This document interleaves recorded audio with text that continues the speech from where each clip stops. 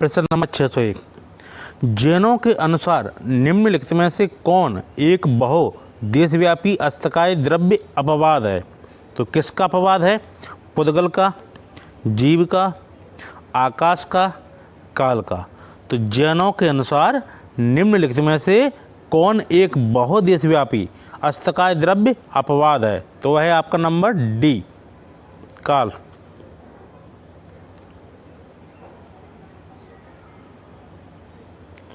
अगला प्रश्न है 602, कूर्चक एक संप्रदाय था शैव धर्म का, वैष्णव धर्म का, जैन धर्म का, बौद्ध धर्म का।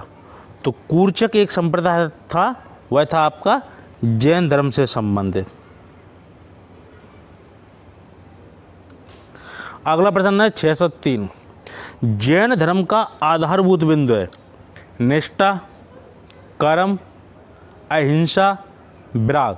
तो जैन धर्म का आधारभूत बिंदु है, तो वह है आपका अहिंसा। तो जैन धर्म का आधारभूत बिंदु क्या है? अहिंसा। अगला प्रश्न है 604, निम्न में जैन धर्म के त्रिरत्न में क्या शामिल नहीं था? नंबर ए ध्यान, नंबर बी पूर्ण ज्ञान, नंबर सी कर्म, नंबर डी मुक्ति। तो प्रश्न क्या है आपका 604, निम्न में जैन धर्म के त्रिरत्न में क्या शामिल नहीं था? तो वह नहीं था आपका नंबर डी, मुक्ति। तो आपका क्या क्या शामिल था? ध्यान शामिल था। ठीक है, त्रिरत्न में क्या क्या शामिल था? ध्यान था, सॉरी, नंबर 1 ध्यान, नंबर 2 पूर्ण ज्ञान, नंबर 3 कर्म, लेकिन मुक्ति शामिल नहीं था। किसमें? त्रिरत्न में।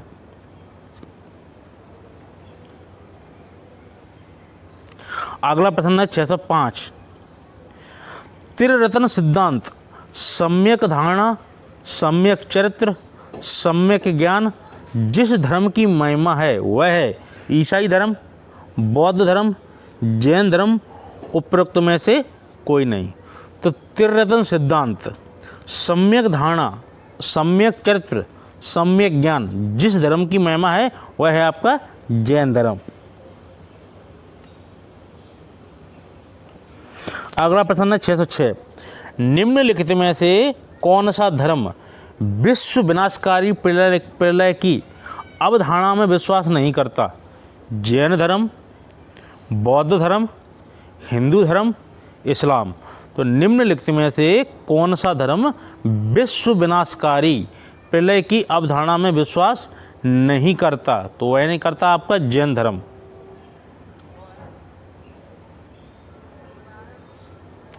अगला प्रश्न है 607, जैन समुदाय में प्रथम विभाजन के समय श्वेतांबर समुदाय के संस्थापक थे भद्रबाहु, स्थूलभद्र, कालिकाचार्य,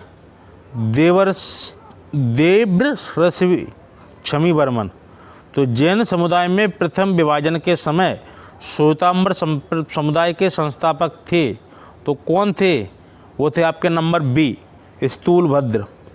और दिगंबर के कौन थे? भद्रबाहु। अगला प्रश्न है 608, निम्नलिखित में से कौन जैन धर्म का संरक्षक नहीं था? खारवेल, बिंबिसार, कनिष्क, चंद्रगुप्त मौर्य। तो निम्नलिखित में से कौन जैन धर्म का संरक्षक नहीं था? तो वह नहीं था आपका number B, sorry C, Kanishk. तो निम्नलिखित में से कौन जैन धर्म का संरक्षक नहीं था? खारवेल था, बिंबिसार था और चंद्रगुप्त मौर्य भी था, लेकिन कनिष्क आपका नहीं है। कनिष्क किससे संबंधित है? तो वो है आपके बौद्ध धर्म से।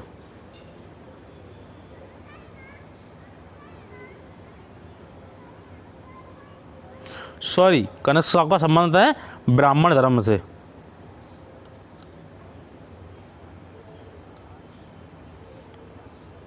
अगला प्रश्न है, जियो और जीने दो किसने कहा? गौतम बुद्ध, महावीर स्वामी, महात्मा गांधी, विनोबा भावे। तो जियो और जीने दो किसने कहा? यह कहा आपका महावीर स्वामी ने। तो महावीर स्वामी का कथन है जियो और जीने दो। अगला प्रश्न है 610, जैन धर्म के कर्म परमाणुओं के पूर्ण विनाश को सूचित करने वाली अवस्था को कहा जाता है? आदाब, सॉरी चलो हम आंसर बता देते हैं इसके क्या क्या आंसर है आपके। नंबर बी अजीब,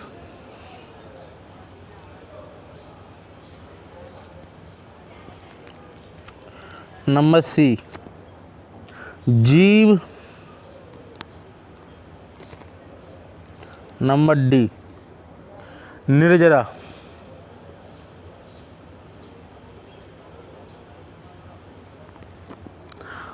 निर्जरा। तो 610 का प्रश्न क्या है? जैन धर्म के कर्म परमाणुओं के पूर्ण विनाश को सूचित करने वाली अवस्था को कहा जाता है?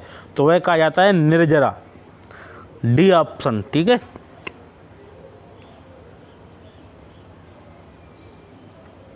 अगला प्रश्न है 611, निम्नलिखित में से कौन से कथन भद्रबाहु के बारे में सही है? वे जैन संत थे। नंबर 2, वे चंद्रगुप्त मौर्य के आध्यात्मिक गुरु थे। नीचे दिए गए कूट का प्रयोग कर सही उत्तर चुनिए। ए केवल 2, बी केवल 1, सी 1 और 2 दोनों, डी ना तो 1 और ना ही 2। तो 611 का आपका ऑप्शन है नंबर सी। निम्नलिखित में से कौन सा से कथन भद्रबाहु के बारे में सही है? तो वे जैन संत थे और वे चंद्रगुप्त मौर्य के आध्यात्मिक गुरु थे। तो चंद्रगुप्त मौर्य को शिक्षा किसने दी? तो वो आपको दी थी भद्रबाहु ने।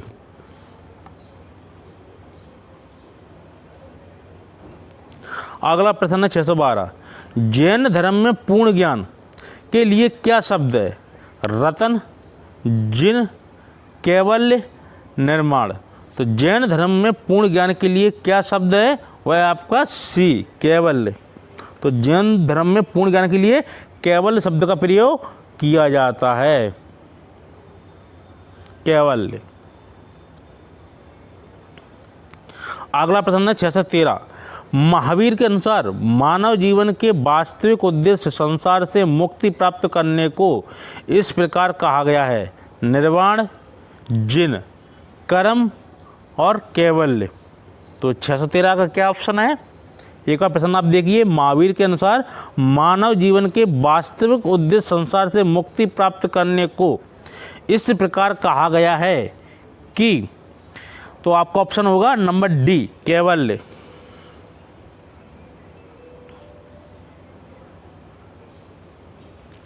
अगला प्रश्न है 614, किस धर्म को राष्ट्रकूटों का संरक्षण प्राप्त था? जैन धर्म, बौद्ध धर्म, शैव धर्म, शाक्त धर्म। तो किस धर्म को राष्ट्रकूटों का संरक्षण प्राप्त था? जिसके संरक्षक कौन थे? राष्ट्रकूट। तो वह धर्म था आपका जैन धर्म।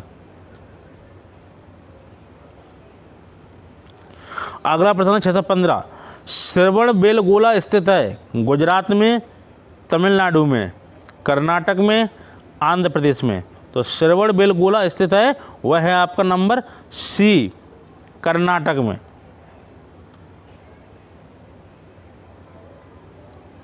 अगला प्रश्न है 616, भारत के धार्मिक इतिहास के संदर्भ में निम्नलिखित कथनों पर विचार कीजिए। नंबर 1, धात्रांतिक और सम्मितीय जैन मत के संप्रदाय थे। धात्रांतिक और सम्मितीय जैन मत के संप्रदाय थे। नंबर 2, सर्वास्तिवादियों की मान्यता थी कि दीर्घ विषय के अवयव पूर्णतः क्षणिक नहीं है, अपितु अव्यक्त रूप से सदैव विद्यमान रहते हैं। तो आपका 616 क्या आंसर क्या है? वह आपका नंबर ए केवल 2। तो एक और आप प्रश्न पढ़ लीजिए, भारत के धार्मिक इतिहास के संदर्भ में निम्नलिखित कथनों पर विचार कीजिए। नंबर 1 क्या है? धात्रांतिक और सम्मितीय जैन मत के संप्रदाय थे, यानी कि धात्रांतिक और सम्मितीय जैन मत के संप्रदाय थे, तो ये नहीं थे। नंबर 2, सर्वास्तिवादियों की मान्यता थी कि दीर्घ विषय के अवयव पूर्णतः क्षणिक नहीं है, अपितु अव्यक्त रूप से सदैव विद्यमान रहते हैं। तो ये कथन दूसरा सही है। तो आपका ऑप्शन होगा बी, ए, केवल 2। अगला प्रश्न है 617। ईसा पूर्व 6वीं और 4वीं सदी के बीच असाधारणीय अपधर्मी संप्रदाय के संबंध में निम्नलिखित में से कौन से कथन सही है? नंबर 1, पार्श्व द्वारा ईसा पूर्व 7वीं सदी में जैन विचारों का पहले से प्रसारण हो गया था। नंबर 2, यद्यपि बौद्ध धर्म और एक लघु सीमा तक जैन धर्म ने भौतिक जीवन में परिवर्तनों को ध्यान में रखते हुए रूढ़वादिता के खिलाफ प्रतिक्रिया की, किंतु इनमें से किसी ने भी जाति प्रथा को समाप्त करने का प्रयास नहीं किया। नंबर 3, महावीर की प्रथम महिला शिष्य एक बंदी गुलाम महिला बताई जाती है। 4, बुद्ध ने यह समझा कि एक मठवासिनी भी एक मठवासी की तरह आध्यात्मिक मुक्ति पा सकती है और उन्होंने भिक्षुक वर्ग में उन्हें एक बराबरी का दर्जा प्रदान किया। तो आपके कथन कौन कौन से सही हैं? आइए एक बार देखते हैं। 617 प्रश्न क्या है? पार्श्व द्वारा ईसा पूर्व 7वीं सदी में जैन विचारों का पहले से प्रसारण हो गया था। तो ये सही है आपका, ये सही है आपका। नंबर 2, यद्यपि बौद्ध धर्म और एक लघु सीमा तक जैन धर्म ने भौतिक जीवन में परिवर्तनों को ध्यान में रखते हुए रूढ़वादिता के खिलाफ प्रतिक्रिया की, किंतु इनमें से किसी ने भी जाति प्रथा को समाप्त करने का प्रयास नहीं किया। ये बात सही है, दोनों धर्मों ने जाति प्रथा को समाप्त करने का प्रयास नहीं किया। नंबर सी, तीसरा, महावीर की प्रथम महिला शिष्य एक बंदी गुलाम महिला बताई जाती है। तो ये बात सही है। नंबर डी, बुद्ध ने यह समझा कि एक मठवासिनी भी एक मठवासी की तरह आध्यात्मिक गुरु मुक्ति पा सकती है और उन्होंने भिक्षुक वर्ग में उन्हें एक बराबरी का दर्जा प्रदान किया। तो ये चौथा ऑप्शन आपका सही नहीं है। तो आपका सही होगा नंबर 1, 2, 3। ठीक है, तो कूट में आपके 1, 2, 3 सही है, चौथा आपका गलत है। अगला प्रश्न है 618। निम्नलिखित में से किसने जैन धर्म को मैसूर से निकाल दिया था? लिंगायत ने, नयनार ने, अलवार ने, शंकराचार्य ने। तो 618 क्या है? निम्नलिखित में से किसने जैन धर्म को मैसूर से निकाल दिया था? तो वह निकाल दिया था आपने उन्होंने शंकराचार्य ने। तो शंकराचार्य किस धर्म से संबंधित हैं? वो है आपके शैव धर्म से। इन्होंने 4, ठीक है, शिवलिंगों की स्थापना की थी, जिनको चारों दिशाओं में इन्होंने की थी। उत्तराखंड, द्वारिका, हैं, दक्षिण में और पूरब में।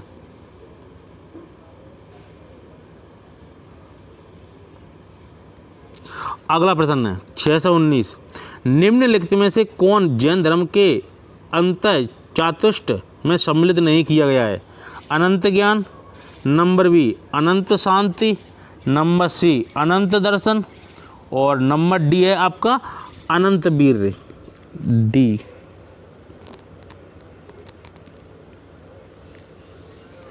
अनंत वीर्य।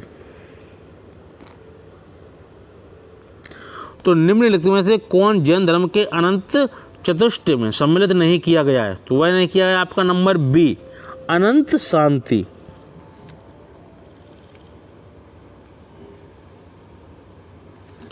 अगला प्रश्न है 620।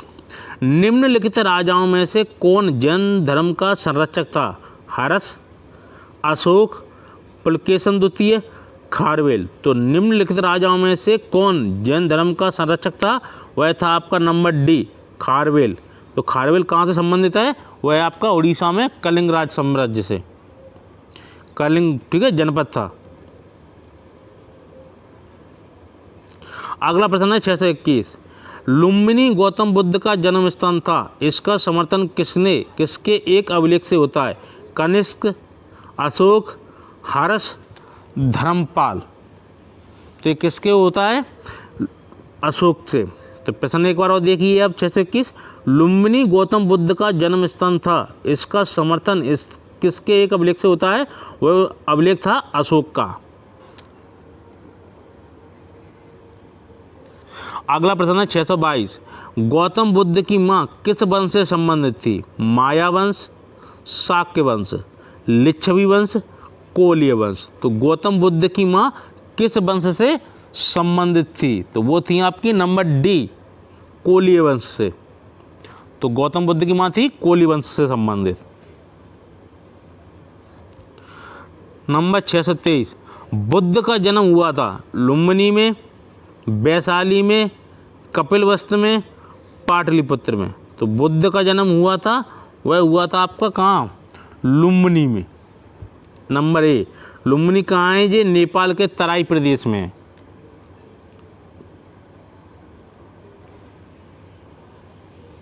अगला प्रश्न है 624, निम्नलिखित राज्यों में से किनका संबंध बुद्ध के जीवन से था?